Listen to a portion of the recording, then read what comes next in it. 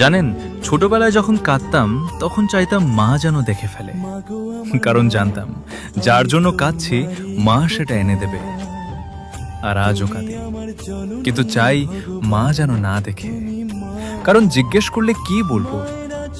আমরা বড় হয়ে গেছি, নিজের ঘরের দরজা বন্ধ করে ফোন আর সমস্যার দুনিয়ায় হারিয়ে গেছি, আর দরজার ওপাশে একটা মানুষ অপেক্ষা করে থাকে এই আশায় যে তার ছেলে একবার বেরিয়ে এসে বলবে, মা কেমন আছো। সত্যি বলতে মায়ের বয়স বাড়ছে, কিন্তু আমরা সেটা বুঝতেই পারছি না। একদিন অফিস থেকে ফিরে দরজাটা খুললাম, সবকিছু আগের মতোই ছিল, শুধু মা ছিল না। সেদিন বুঝেছিলাম পৃথিবীর সবচেয়ে বড় একাকিত্ব হলো মা বলে ডাকলেও কোনো উত্তর না পাওয়া।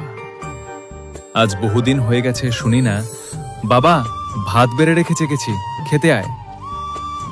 সফলতা যদি কোনোদিন আমার জীবনে আসে, তাহলে সেই গল্পের রানী হবে আমার মা। কারণ আমার পুরো পৃথিবী বদলে গেলেও মায়ের পুরো পৃথিবী ছিলাম শুধু আমি।